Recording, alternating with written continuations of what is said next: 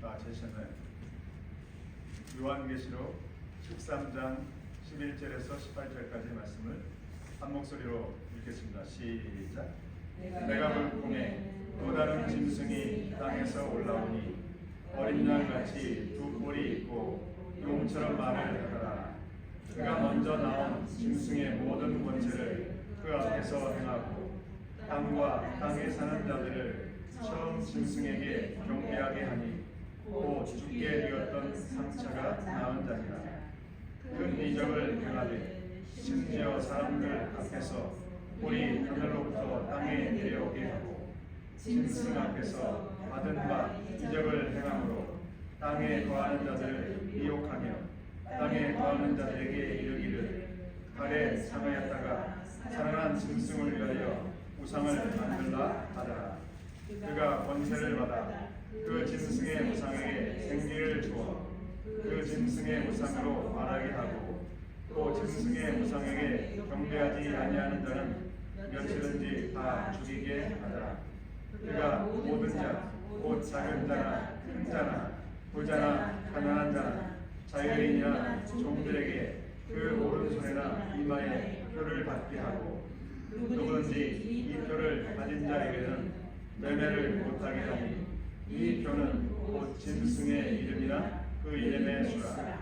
지혜가 여기 있으니 총명한 자는 그 짐승의 수를 세어보라. 그것은 사람의 수니 그의 수는 666이니라. 아멘. 하나님의 말씀입니다. 잠시 기도하겠습니다. 아버지 하나님 감사합니다. 이제 성탄절에 주음하여 대강절을 지나고 있습니다.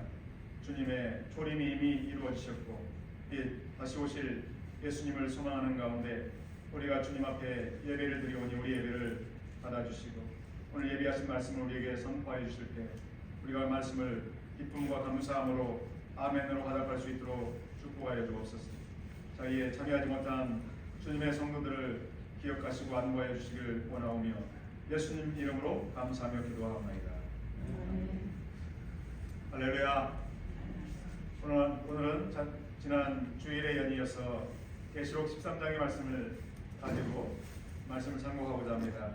땅에서 나오는 짐승에 대해서 본문은 소개하고 있습니다. 우리 한글의 속담 가운데 물론 영어에도 그런 속담이 있겠죠. 나무는 보고 숲은 보지 못한다. 이런 속담이 있는데 나무라는 것은 숲의 일부분에 지나지 않죠. 다시 말하면 그 말을 다시 해석하면 부분만 보고 전체를 보지 못한다. 이런 말씀이겠죠. 또 다르게 다른 말로 표현하면 근시안적이다. 가까운 것만 보고 먼 것은 보지 못한다. 이런 말씀이라 생각합니다. 왜 제가 그러한 속담을 먼저 인용하는가? 우리 정치, 고국의 정치에 대해서 염려하는 가운데 있잖아요. 우리 이민자이기 때문에. 그래서 우리 이민자 장님도 보고를 위해서 기도하시지 않습니까? 아침에 함께. 그래서 당장 일어나는 일들을 바라볼 때 상당히 해석할 때 현재 벌어지는 정치적인 일들을 해석할 때 누군가를 이렇게 비난하고 비판하고 정죄하는 경우가 있어요. 그러니까 우리 대한민국 고국의 역사를 보게 되면 현재 일어나는 일들의 문제가 무엇인지 어떻게 그 문제를 해석해야 할지를 올바로 판단할 수 있는데 당장 뭔가 일어나는 단시간에 일어나는 그 현상만을 바라보게 되면 왜 그런 일들이 일어나고 또 어떻게 그것을 해석해야 하고 어떻게 대비하는지를 흐리게 돼요. 다시 말해서 사람들의 잘못된 악인들에 의한 공산주의를 추구하는 사람들에 의해서 다시 말하면 종북 주사파 세력으로부터 선전에 의해서 속임을 당하고 오히려 우리가 지지해야 될 예국자들을 지지하지 않고 오히려 지지하지 말아야 될 적대 세력을 지지하는 일들이 벌어진다는 거죠. 아멘. 제가 왜 이런 말씀을 드리는가 하면 정치적인 얘기를 하고자 하는 것이 아니라 본문을 보게 되면 그런 일들이 벌어진다는 거죠. 본문에도 영적인 사건들을 우리가 보게 되는데 13장에서는 전반부에서는 이 땅에 적그리스도가 태동이 되어서 바다에서 나오는 적그리스도가 나와서 사람들을 이제 특별히 성도들을 대적하는 일들이 이제 벌어지죠. 6절에 보니까 13장 6절에 보니까 제가 지난주에는 충분하게 이 부분 부분을 설명드리지 않아서 다시 한번 리마인드를 하는 차원에서 읽어드리면 13장 6절에 보게 되면 짐승이 입을 벌려 하나님을 향하여 비방하되 그의 이름과 그의 장막 곧 하늘에 사는 자들을 비방하더라. 7절 요한계시록 13장 7절 또 권세를 받아 성도들과 싸워 이기게 되고 그 권세를 받아요.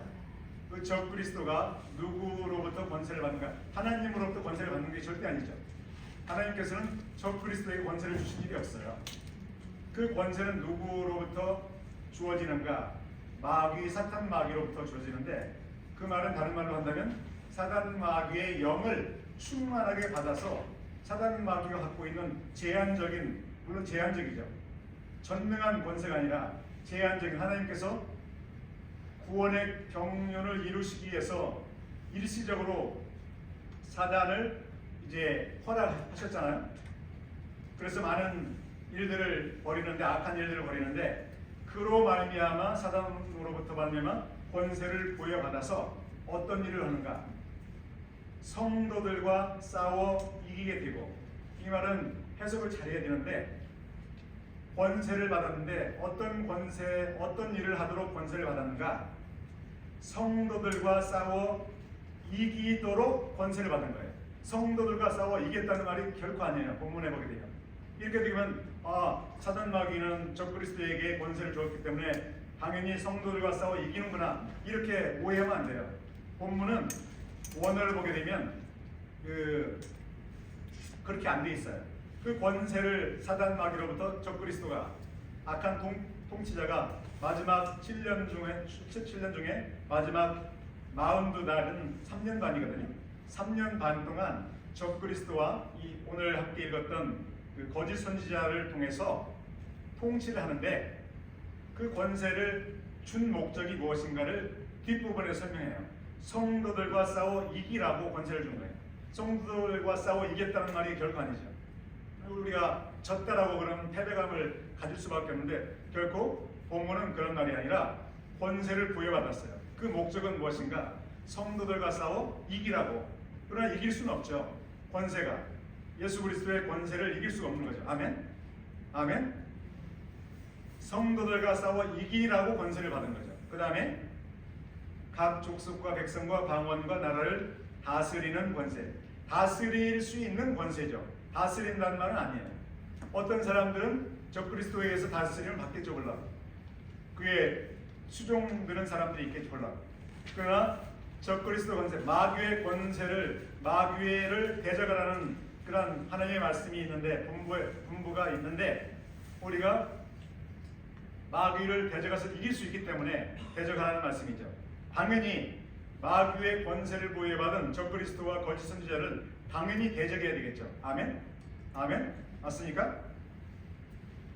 그래서 그런 권세가 적그리스도에게 임했고, 또 적그리스도로 말미암아 적그리스도를 우상화하는 그러한 거짓 선지자를 이제 등장시키는 거예요. 오늘 본문에 보게 되니까. 그래서 오늘 그 짐승은 땅에서 나오는 짐승, 또 13장 전반부에 나오는 짐승은 바다에서 나오는 짐승. 그래서 바다에서 왜 나오고 땅에서 나오는가? 우리가 해석을 여러 가지로 해볼 수 있지만 제 나름대로의 이해는 무엇인가? 바다에서 나오는 짐승이라는 말은, 바다는 열국을 상징한다라고 믿어요. 열국. 적그리스도는 열국 가운데, 이스라엘이 아닌 열방 가운데 나온다, 이런 의미가 있다고 저는 믿어요. 그래서 땅에서 나오는 짐승 누구인가? 거짓 선지자는 땅에서 나오는데 그 땅은 어디를 말하는가? 바로 저는 이스라엘을 말한다고 저는 믿어요. 그래서 열국 가운데 강력한 통치자가 나오죠. 그리고 그 통치자를 우상화하는 자가 누구인가? 이 땅에서 나오는 자인데 바로 이스라엘 유대인 중에서 나온다 저는 믿고 있어요. 틀릴 수도 있지만 그렇게 해석하는 것이 좀 더 합리적이고 성경적이라 저는 믿어요. 그가 그 짐승, 첫 번째 나온 짐승, 바다에서 나온 짐승의 모든 권세를 받은 거죠. 12절. 그래서 그 첫 번째 짐승 앞에서 그 일을 행하고 땅과 땅에 사는 자들을 로 하여금 무슨 일을 하게 하는가? 처음 짐승, 바다에서 나온 적그리스도, 그에게 경배하게 한다. 그런데 좀 전에 말씀드린 것처럼 선동과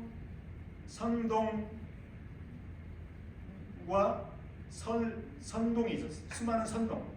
이 땅 가운데도 수많은 선동이 있어요. 거짓 괴계들이 있어요.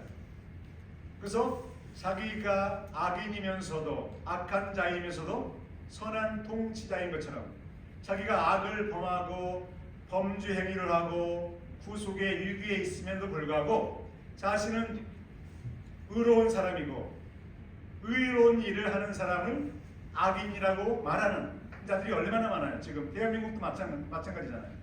그런 일들이 벌어지는 거 아닙니까? 다시 말해서 과거에나 지금이나 앞으로 벌어질 일들은 어떤 일인가? 사람을 미혹하는 일들. 14절 함께 읽어볼까? 14절 시작. 짐승 앞에서 박은 바 이적을 행함으로 땅에 거하는 자들을 미혹하며 땅에 거하는 자들에게 이르기를 칼에 상하였다가 살아난 자들을 살아난 짐승을 위하여 우상을 만들라 하더라. 우리가 주목할 건 뭐냐면 미혹이에요. 미혹. 미혹은 다른 말로 디셉션이에요. 속이는 거예요. 거짓으로. 그래서 이적을 행하는데 이적이 하나님의 능력으로 주어진 이적이 아니라 가짜 이적이죠. 마귀로부터 임한 이적일 수도 있고 사람들의 눈을 속이는 이적일 수도 있어요. 요즘 얼마나 과학이 발달했어요. 기술이 발달해가지고 무언가를 속이기 위해서 참 좋아요. 그래서 합성을 하고 그림들을 합성을 하고 또 둔갑을 시키고 얼굴 둔갑을 시키고 또 모든 악한 괴계를 목적으로 수많은 거짓 행위들이 얼마나 지금 많아요. 이해하시죠?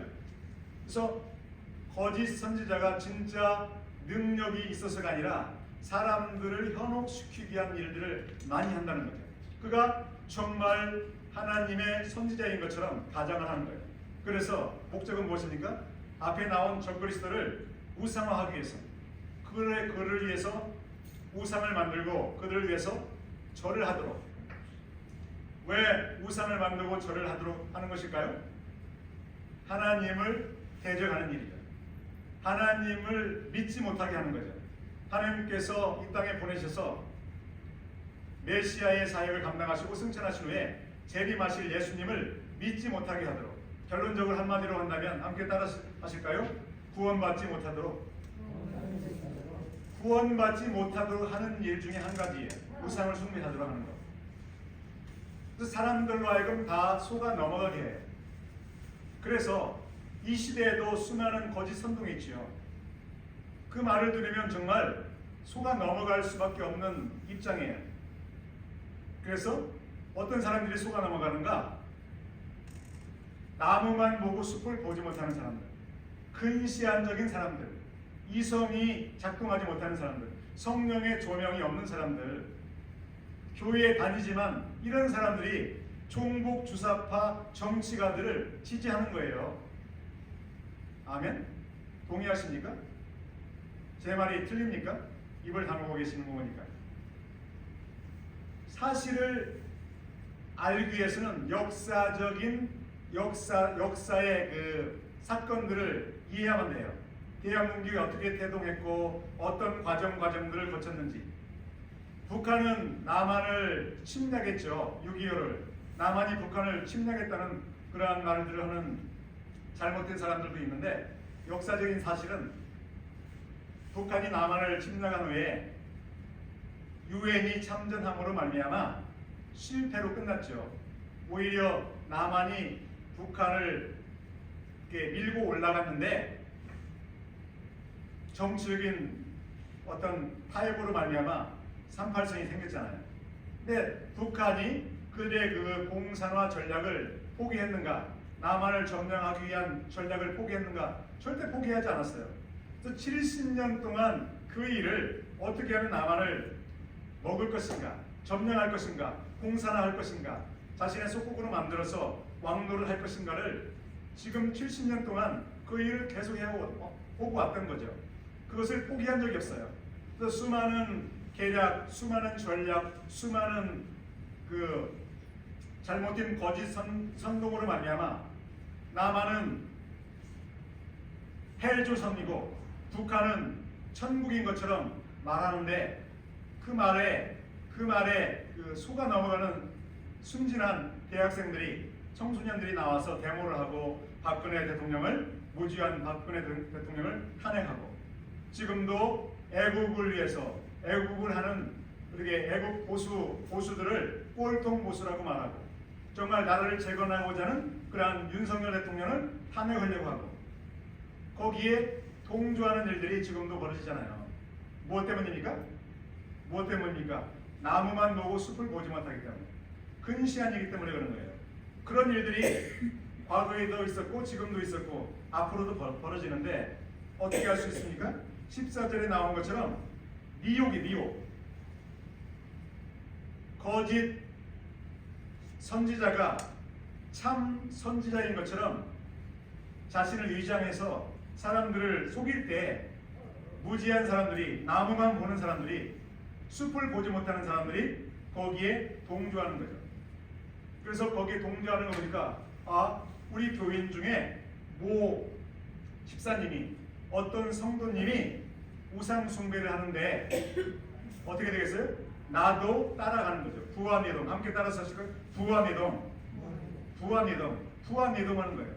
자신의 줏대도 없이 자신의 어떤 지혜도 없이 마지막 때에 벌어질 일들을 지금 본문에서는 설명하고 있는데 짐승의 우상에게 경배하라고 명령할 때 총칼을 들이대고 경배하라고 명령할 때 많은 사람들이 큰 자나 작은 자나 16절 함께 읽어볼까요? 시작. 그가 모든 자 곧 작은 자나 큰 자나 부자나 가난한 자나 자유인이나 종들에게 그 오른손이나 이마에 표를 받게 하고 17절 누구든지 이 표를 가진 자에게는 매매를 못하게 하니 이 표는 곧 짐승의 이름이나 그 이름의 수나. 무지한 사람들이 근시안적인 교인들이 진리를 알지 못하는 사람들이 구별을 못하는 사람들이 짐승의 우상 앞에 가서 경배를 하는 거죠. 그래서 어떤 사람들은 666을 받으면 안 됩니다 이렇게 말해요. 그러면 구원받지 못합니다 이렇게 말하는데 그렇게 말하면 혼동이 있어요. 오직 예수 그리스도를 믿는 사람은 구원을 이미 받았는데 그 사람들은 마지막 때에 계시록 13장 8절에 보니까 죽임을 당한 어린 양의 생명책의 창세 이후로 이름이 기록되지 못하고 이 땅에 사는 자들은 다 짐승에게 경배하리라. 누가 경배하는지를 분명하게 설명하고 있어요. 누가 경배합니까?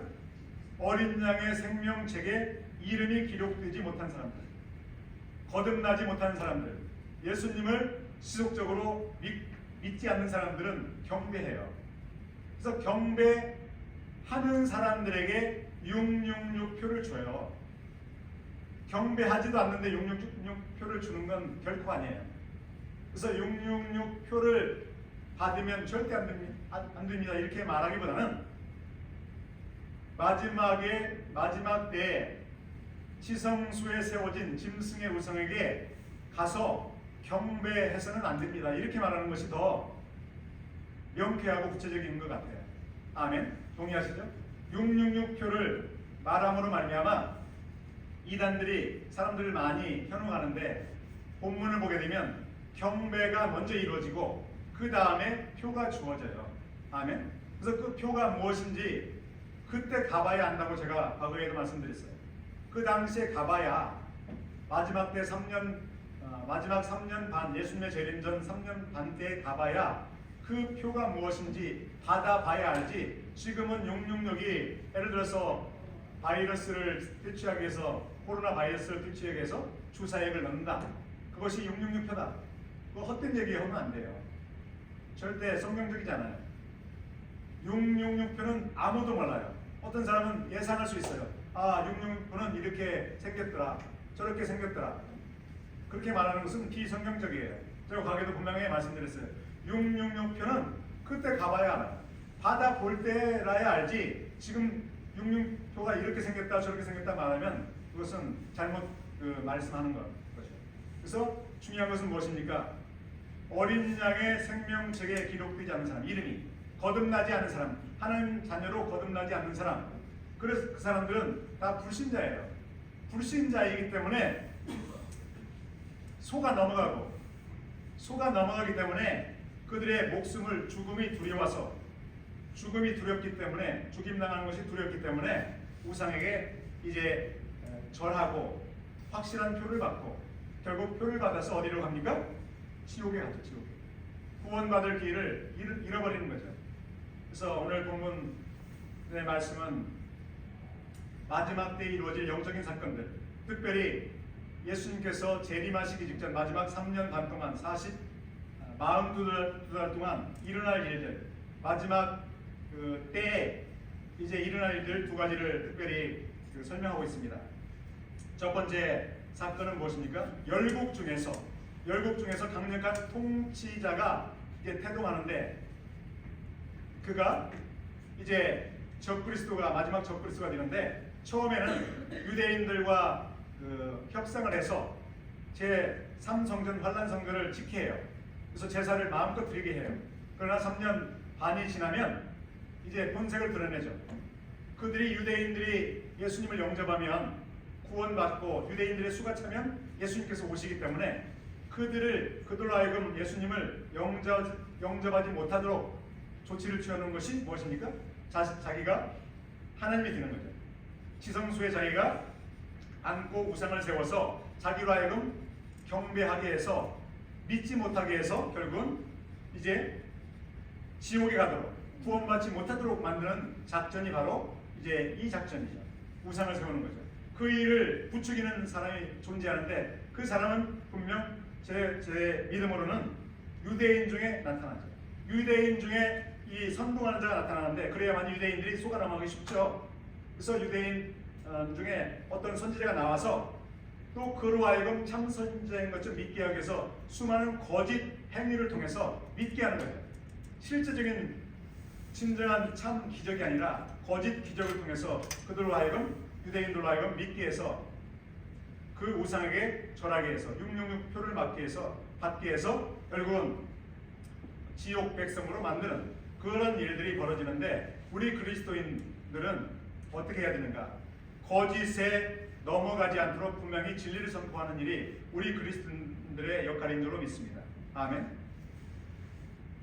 구약 성경에서 신약에 이르기까지 역사적인 사건을 통해서 예언된 말씀이 신약에 온전하게 성취되어 왔고, 마지막 때의 마지막 일들 중에 한 가지는 예수님의 재림이기 때문에 오늘 본문에서는 역사적인 사건에 대해서 다시 한번 명쾌하게 우리에게 선포하는 줄로 믿습니다. 바라옵기는 이 시대를 살 때 이 시대에서 벌어지는 일들을 해석하고 또 우리가 하나님의 뜻이 무엇인지를 알기 위해서는 하나님의 말씀에 집중해서 그 말씀을 명쾌하게 깨닫고, 정말 이 땅에 벌어지는 일들에 의해서 우리가 현혹되지 않고 진리를 따라서 우리의 주권을 바로 감당하고, 또 마귀는 적그리스도와 거짓 선자에게 권세를 줌으로 말미암아 그 제한적인 권세, 완전하지 않은 권세를 가지고 행하잖아요. 최선을 다해서 사람들을 현혹하고 미혹하고 넘어뜨리잖아요. 그러면 우리는, 그리스도인들은 권세가 없습니까? 마귀의 권세를 이길 수 있는 권세가 우리에게 이미 주어진 줄로 믿습니다. 그래서 우리는 마지막 때에 어떤 일을 해야 되는가? 예수님의 이름을 사용하는 일인 줄로 믿습니다. 아멘. 함께 따라서 하실까요? 예수님의 이름. 예수님의 이름. 예수님의 이름을 사용할 수 있는 권세를 우리에게 주셨어요. 요한복음 1장 12절. 영접한 자, 그 이름을 믿는 자들에게는 하나님의 자녀가 되는 권세를 주셨으니, 하나님의 자녀가 된 사람들은 예수님의 이름을 사용할 그러한 권세가 있고 능력이 있는 거예요. 그래서 우리는 마지막 때에 악한 일을 행하는 이러한 거짓 선지자들, 악한 괴계를 우상을 숭배하게 하는 이런 일들이 벌어질 때, 또 악인이 의인을 정죄하고 의인을 핍박할 때 우리는 반드시 예수님의 이름을 사용해서 담대하게 그들을 물리쳐야 될 줄로 믿습니다. 오늘 대강절 2주차를 지나면서 정말 수많은 미혹과 거짓 선동이 있을 때 우리가 어떤 삶을 살아야 되는가, 분명히 우리가 인식함으로 말미암아 이 시대를 승리하는 저희들 모두가 되기를 주 예수님의 이름으로 간절히 소원하며 축복합니다. 아멘. 기도하겠습니다. 아버지 하나님, 수많은 거짓 선동이 있고 악인이 의인을 오히려 핍박하고 자신을 의인으로 포장하는 일들이 얼마나 정치 세계에서, 고국에서, 이 나라의 민족 가운데 전 세계에서 벌어지고 있습니까? 우리가 영적으로 해석을 하지 않으면 우리가 분명 우리도 실족하고 넘어질 수밖에 없습니다. 그래서 사도 바울은 에베소서 6장 10절 이후에서 하나님의 전신 갑주를 입고 마귀의 계계를 대적하라고 말씀하셨습니다. 주여, 늘 깨어 기도하게 하셔서 하나님의 전신 갑주를 입고 늘 기도와 이제 기도로 씨름함으로 말미암아 거짓을 이제 물리치고 마귀의 계계를 대적함으로 말미암아 이 땅 가운데 살아갈 때 예수님의 이름을 전하며 예수님의 재림을 위해 쓰임받는 저희들 모두가 될 수 있도록 축복하여 주옵소서. 특별히 오늘 주님 사모하는 마음으로 나왔습니다. 육신의 질곡 가운데 고통당하는 우리 성도님들, 가족들을 기억하여 주셔서 만져주시고 치료하여 주시고 이제 평강이 이제 넘칠 수 있도록 축복하여 주옵소서. 예수님의 이름으로 감사하며 기도하옵나이다. 찬송가